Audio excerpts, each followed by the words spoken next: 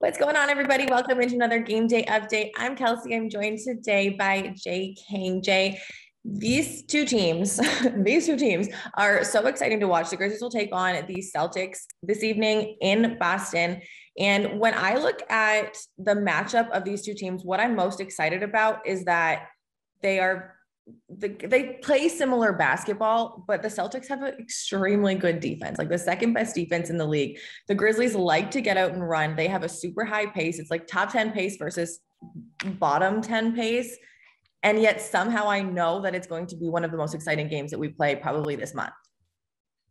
Yeah, I'm excited. The Celtics haven't had too many tests lately. You know, they came back and beat the Hawks the other night, but the Hawks were missing John Collins. They have played a lot of really subpar teams over the past month or so when they've really made their run. And so this is a great test for them. I want to see how their defense holds up against Ja Morant. I want to see, how their starting lineup holds up against a more athletic team. I want to see how they hold up now without Jaylen Brown, who's out for this game and maybe a little while longer.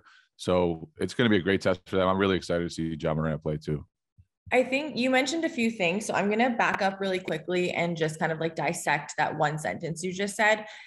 The Grizzlies, since All-Star break, in each game they've had, it's only been 3, but they have had at least a 15-point lead over everyone. That lead has been absolutely erased in each of those games. Or on the flip, the Celtics just erased, was it 16-point lead against the Hawks the other night? Yeah, it was a 14-point deficit at halftime. So like that can't be good news as we're approaching this team that like literally does not give up on leads. Like no lead is safe with the Celtics. Yeah, and the Celtics, for the most part, they've been the ones building the leads lately, just like the Grizzlies. Their starting lineup has been one of the best lineups in the league throughout this season. The front court duo of Al Horford and Robert Williams, when those guys play, the Celtics are really, really difficult to score on. And then Jason Tatum has been really efficient lately, really making himself get to the paint, not letting guys off the hook by settling for mid-range jumpers. They've just been playing a lot crisper brand of basketball over the last month. It seems like they've gotten used to Ime Udoka's system, and Derek White has been a big addition at the trade deadline to kind of make their bench pop a little bit, whereas when the bench came in earlier this season, it could be a little iffy. And you mentioned a few guys there. The expectation going into this game, like we've talked about it's obviously Ja Morant versus Jason Tatum. Like that's the headline. But if, let's say, Grizzlies fans are watching this and they're like, okay, like I know Jason Tatum, I know Ja Morant, who do you expect other than those two guys to have a big night tonight? Yeah, I think for the Celtics, that's the question. Like who else steps up? Who else can score for them without Jaylen Brown?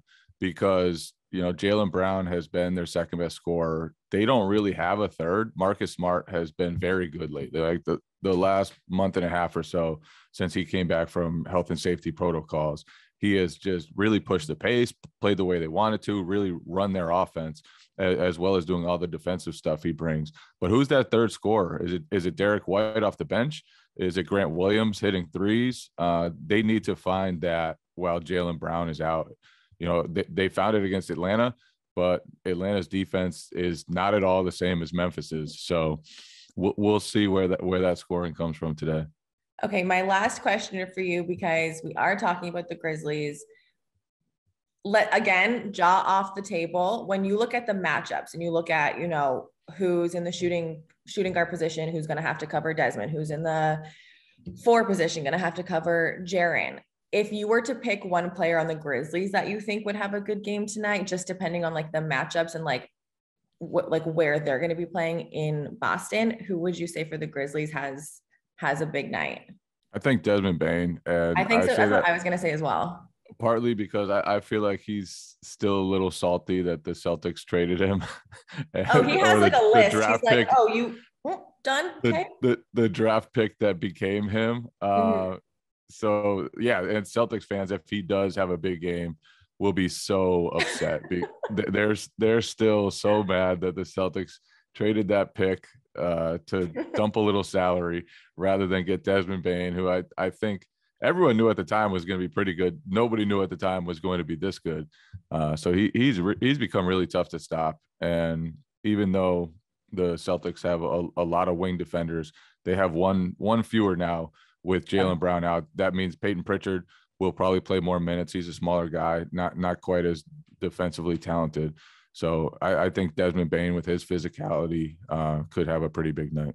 Yeah, I feel like he's due for a bounce back game as well. He hasn't been playing like the best basketball that he's probably capable of since All-Star break. So I think tonight could be the night for him. All right. So tonight's game is on TNT. It got flexed on TNT. You know that our guys love that. So that's going to be really exciting. Make sure if you're watching from home that the following games are back on Bally Sports Southeast. So tune into TNT today, Bally Sports Southeast moving forward. Jay, thank you so very much for your time today and good luck tonight. Yeah. Thanks for having me. This was fun.